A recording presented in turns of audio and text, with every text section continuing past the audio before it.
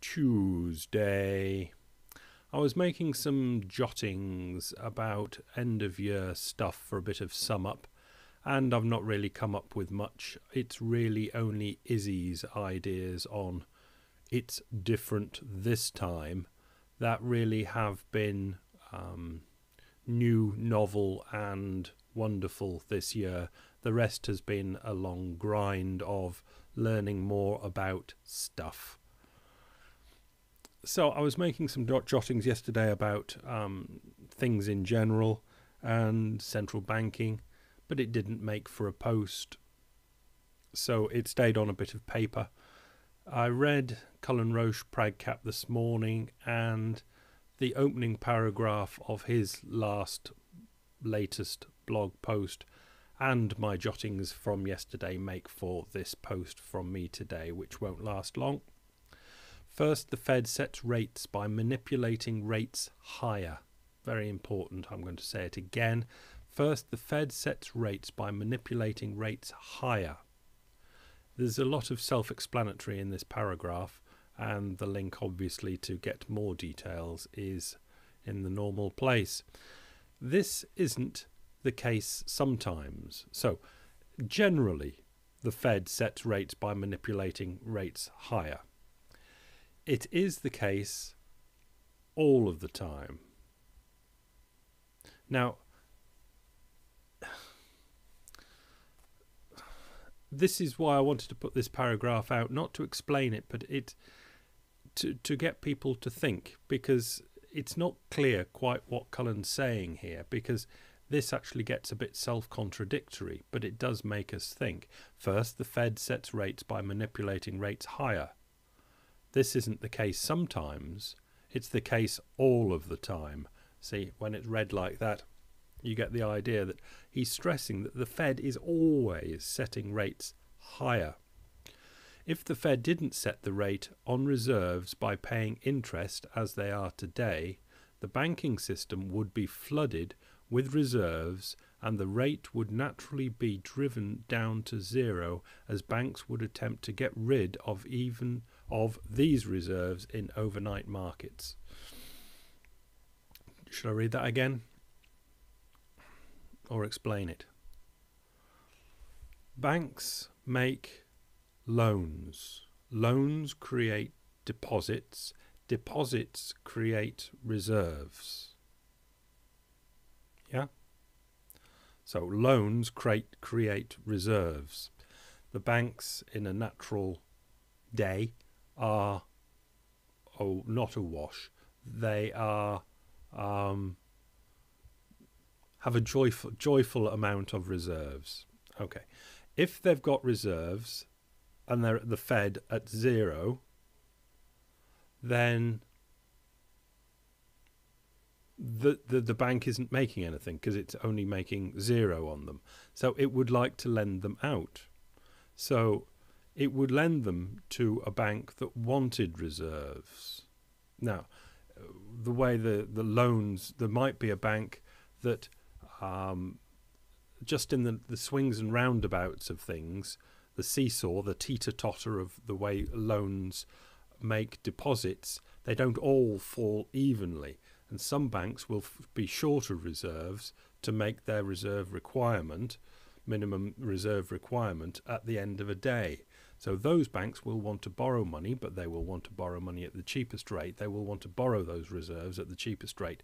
The cheapest place you get them from is another bank that's got spare reserves. Now, if they've got spare reserves and they've got 0% at the Fed, they will lend at 0 plus as small as they possibly can, 0.001 as a starting offer. Okay, so if there are lots of reserves out there, that's where it would naturally be. There's no point lending below zero because you might as well just leave the money as a bank, as reserves overnight in the Fed. But if you can get a fraction more, you will. So let's do that sentence again. It is the case all of the time. If the Fed didn't set the rate on reserves by paying interest as they do today, so we've moved to today, The banking system would be flooded with reserves and the rate would naturally be driven down to zero as banks would attempt to get rid of these reserves in the overnight markets. Cool? Cool.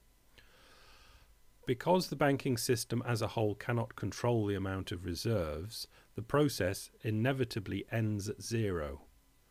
I would change that to the process inevitably tends towards zero, because it's an ongoing thing. That kind of implies that there's an end point. Inevitably ends at zero. Banking doesn't end. But there is always a tendency, because you've got reserves, for the banking system to lend overnight to each other at a number which is tending towards zero, because you get an offer from one that says I'll lend you for this, then you get an offer and you say, well, I've got this offer, okay, we'll go under it, it'll tend towards zero. Because the banking system as a whole cannot control the amount of reserves, the process inevitably tends towards zero. That is, the overnight rate is zero without Fed intervention, dependent on the amount of reserves. Yeah, but without, yeah, because the Fed always intervenes. So there's always Fed intervention. So the Fed always manipulates rates higher in trying to achieve an interest rate target, and it does so by manipulating the amount of reserves or by setting the floor on the rates as they do today via interest on reserves. So there are two ways they do it. If it sees that the banks are getting flooded up with reserves towards the end of a day even, let's say, they know that at the end of that day there will be a bank that wants to lend to borrow overnight, and there'll be banks that want to lend overnight. So the Fed will go, okay, we shall, got to get this right, either lend or sell. Let's go for sell. We shall sell the treasury bonds, bills, whatever they want to sell out there to the banking world. Enough of this stuff that the Fed has got on its books, it'll sell it to the banking world at a just about enough advantageous price that they'll want to buy it. So the banks that have got the reserves, the Fed does a swap and says, now you've got whatever they're selling them, a treasury bill, a treasury bond, and the reserves are swapped onto the Fed side. The reserves on the banks have at the Fed go down, and as they go down, and the banks that need reserves overnight are making those phone calls, they're bumping into more banks that don't have them. There's less of a market, and the banks that do have reserves can go, well, no, I insist on having 2.2%. You know, it would be a much smaller number. But that's what the bank does, the Fed does. It's either pulling the actual reserves onto its own balance sheet overnight, and that's what the system is, a series of overnights, or, as it's doing now, it says, well, we'll give you 0.25% for your reserves at the Fed. So if you're getting 0.25% at the Fed, you sure ain't going to lend any money to any other bank that might want it for less than 0.25. So those are the two ways, as Cullen is saying, that the Fed is manipulating the market. It's doing it now with interest on reserves. It would naturally do it by the system of swapping over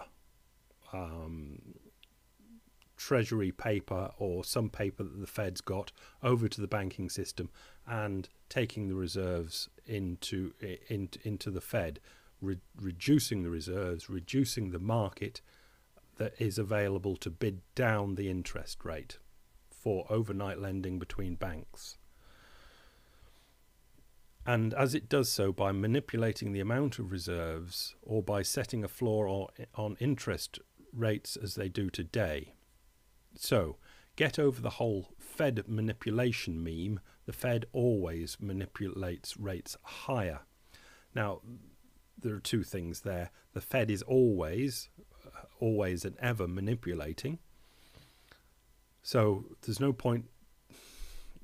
point pointing to the Fed and saying they are manipulating. Well, that is what the Fed does. And the more important thing here is to say the Fed is always manipulating the rates higher, which is an interesting thing to have in mind when thinking about these things. I don't think it's absolutely strictly true. There are times where the Fed does manipulate rates lower, but it's a good thing to have in mind that the Fed is probably manipulating rates higher, because there is a natural tendency, with reserves being out there, that the rates which are set in it's a capitalist system, the rates are attempted to be set by the banks themselves in the interbank lending market.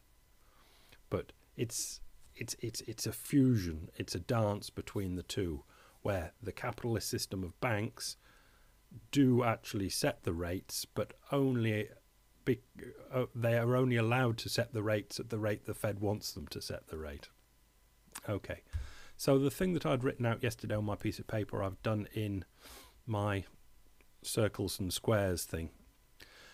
And again, a bit like the Cullen thing, this is, I would say, a tendency and not a cast iron. This is just, let's go through it and I'll tell you what it's about. Top left is government, the yellow square. On the way to the banks are the people. The banks are in yellow circle, and then over to the central banks, which are in hexagon. Right, so this is just these two things, the central bank thing that I've just done and this don't generally go together, but they're just two things to hold in mind. Deficit spending. If the government does deficit spending, it's putting money out to the people. The people don't keep their money under the mattress, they put the money in banks, which increases the reserves that the banks have with the central bank. And if the banks have large reserves with the central bank, rates tend downwards. Right.